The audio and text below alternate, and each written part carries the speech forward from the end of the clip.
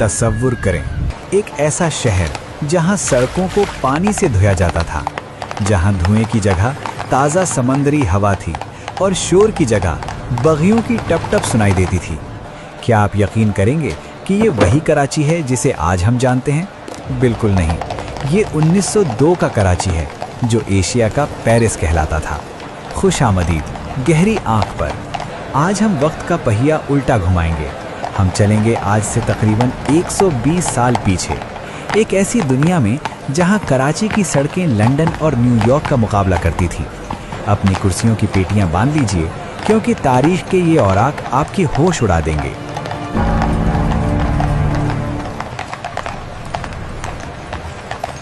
साल था 1902। बरतानवी राज का सूरज पूरी आबोताब से चमक रहा था। जरा सोचिए, एल्फिनस्टोन स्ट्रीट पर शाम ढल रही है, गैस के लैंप्स झिलमिला रहे हैं, गोरे अफसर और अमीर पारसी सेठ अपनी चमचमाती बग्घियों में घूम रहे हैं। उस वक्त के कराची में गंदगी का नामो निशान नहीं था। सुबह सवेरे म्यूनिसिपैलिटी के मुलाजिम सड़कों को ऐसे चमकाते थे जैसे कोई अपना घर साफ करता हो। मैरीवेदर टावर अभी नया नया तामीर हुआ था और उसकी घड़ी की टिक टिक पूरे इलाके में सुनाई देती थी। ये वो दौर था जब कराची की आबादी मुश्किल से 1 लाख थी, मगर इसका रुतबा किसी सल्तनत से कम नहीं था। लेकिन सबसे हैरानकुन मंजर था यहाँ की ट्रैम। 1902 में कराची की सड़कों पर भागम भाग नहीं थी, बल्कि एक अजीब सा ठहराव था। ट्रैम वे लाइन पर चलती वो सवारी कराची की पहचान थी। लोग कहते हैं कि उस वक्त कराची की फिजा में इतना सुकून था कि आप सड़क के उस पार खड़े शख्स की सांस भी सुन सकते थे। मगर ये तस्वीर का सिर्फ एक रुख है। रोशनियों और सफाई के पीछे 1902 के कराची में कुछ इलाके ऐसे भी थे जहां अंग्रेजों को जाने की इजाज़त नहीं थी, जहां रात होते ही एक अलग दुनिया आबाद होती थी, एक ऐसी हकीकत जो तारीख की किताबों में अक्सर छुपा दी जाती है। जैसा कि हमने पिछले हिस्से में बताया, 1902 का कराची सिर्फ चमकती सड़कों का नाम नहीं था। उस वक्त अंग्रेजों ने शहर को 2 हिस्सों में तकसीम कर रखा था। एक वाइट टाउन जहां सदर और कैंटोनमेंट की रौनक थी, और दूसरा ब्लैक टाउन यानी आज का पुराना शहर जहां मकामी लोग बसते थे। असल कहानी तो इन तंग गलियों में सांस लेती थी। अगर आप 1902 में खरादार या मीठादार की गलियों से गुजरते तो मंजर बिल्कुल मुख्तलिफ होता। यहाँ बिजली के लैंप्स नहीं, बल्कि मिट्टी के दिए और लालटेन जला करती थी। मगर इन्हीं गलियों में कराची की रूह बसती थी। लेकिन एक खौफ था जो इन गलियों में मंडला रहा था। 1896 के ताउन यानी वबा ने कराची का नक्शा बदल दिया था। 1902 तक आते आते लोगों के दिलों में ये डर बैठ गया था कि सफाई ना रखी गई तो मौत वापस आ जाएगी। यही वजह थी कि अंग्रेज सरकार ने सख्ती बरकरार रखी थी। मगर नेटिव जेटी के पुल के नीचे कहानी कुछ और थी। नेटिव जेटी का पुल, जहां से लोग अपने गुनाहों का बोझ उतारने के लिए गोश्त और सिक्के समंदर में फेंकते थे। 1902 में ये माना जाता था कि यहाँ समंदर के नीचे कुछ ऐसी ताकतें हैं जो शहर की हिफाजत करती हैं।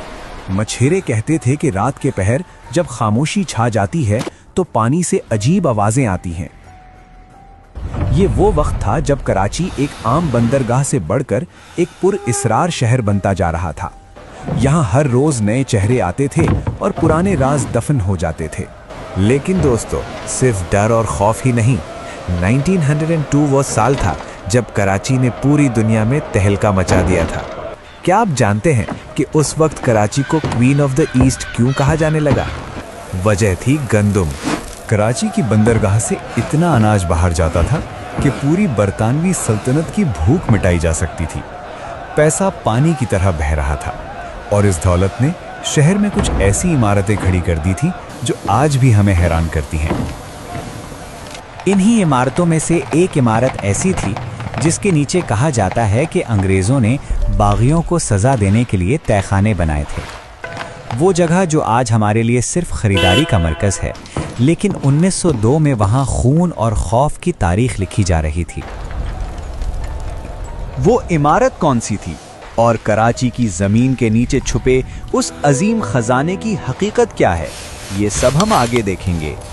जुड़े रहिए गहरी आंख के साथ, तारीख अभी बाकी है। वो इमारत कोई और नहीं बल्कि कराची की शान एम्प्रेस मार्केट थी। आज हम इसे खरीदारी के लिए जानते हैं, लेकिन 1902 में इसके दरो दीवार से बगावत की दास्तान सुनाई देती थी। कहा जाता है कि जिस जमीन पर यह मार्केट खड़ी की गई, वहां 1857 की जंग आज़ादी के बाद बागियों को तोपों से उड़ा दिया गया था।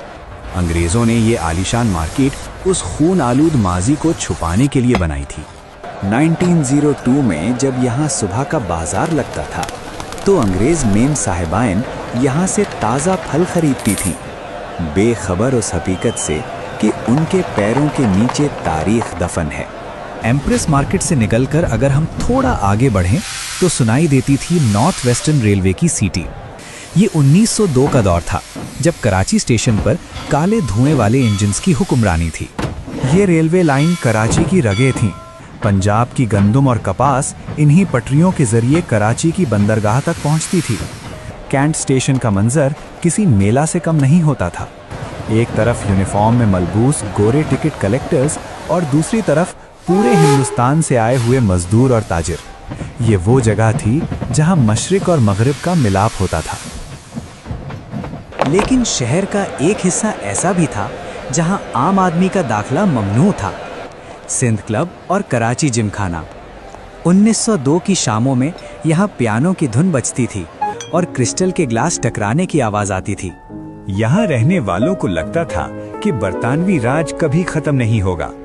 उनकी दुनिया में सुकून था, दौलत थी और लग्जरी थी, मगर उन्हें खबर नहीं थी कि वक्त करवट लेने वाला है। शहर में एक ऐसी मशीन आने वाली थी जो घोड़ों की जगह ले लेगी और रफ्तार के नए मायने लिखेगी। 1902 का साल खत्म होने को था और कराची एक नए दौर में दाखिल होने वाला था। हमने जमीन देखी, बाजार देखे और समंदर के राज जाने। कराची का वो मंजर जो शायद आपने कभी तसव्वुर भी न किया हो। पहली मोटर कार की आमद और मनोरा आइलैंड के वो किस्से जो आज तक बुजुर्गों के सीनों में महफूज हैं। आखिर 1902 के बाद कराची का पेरिस वाला टाइटल कैसे धुंधला पड़ गया। इस सफर का आखिरी और सबसे जज्बाती हिस्सा अभी आगे है। 1902 का साल खत्म होने को था और कराची की सड़कों पर एक नई आवाज सुनाई देने लगी थी। ये आवाज घोड़ों की टापों की नहीं बल्कि मोटर कार के इंजन की थी। जब पहली बार बगैर घोड़ों के चलने वाली ये बग्गी कराची की सड़कों पर निकली तो लोग हैरत से दंग रह गए। किसी ने इसे जादू कहा तो किसी ने शैतानी पहिया। ये सिर्फ एक गाड़ी नहीं थी, ये इस बात का ऐलान था कि कराची अब जदीद दौर में कदम रख चुका है। रफ्तार बढ़ने वाली थी और सुकून आहिस्ता आहिस्ता खत्म होने वाला था। लेकिन इन सब तब्दीलियों के दरमियान एक चीज अटल थी, मनोरा का लाइट हाउस। 1902 में जब शहर सोता था तो मनोरा की रोशनी समंदर में भटकने वालों को रास्ता दिखाती थी। इस मीनार ने कराची को एक मामूली मछेरा बस्ती से एशिया का पेरिस बनते देखा था। ये वो निगहबान था जिसने अंग्रेजों का उरूज भी देखा और फिर बाद में उनका जवाल भी। अगर मनोरा की दीवारें बोल सकती तो वो हमें बताती कि असल कराची कैसा था। आज जब हम 1902 की तस्वीरों को देखते हैं तो दिल में एक सवाल उठता है, वो शहर कहाँ खो गया? वो सड़कें जो पानी से धुली जाती थीं, वो डिसिप्लिन, वो नज़ाकत, क्या वो सिर्फ अंग्रेज़ों के साथ चली गई? कराची वही है, समंदर वही है, हवा वही है, मगर शायद हमने उस एहसास को खो दिया है जो इस शहर को अपना घर समझता था। 1902 का कराची हमें ये याद दिलाता है कि ये शहर सिर्फ ईंटों और पत्थरों का ढेर नहीं बल्कि एक जिंदा तारीख है। तारीख के इस सफ़र में हमारे साथ चलने का शुक्रिया। माजी के दरीचे बंद ज़रूर हो जाते हैं मगर उनकी रोशनी हमेशा बाकी रहती है।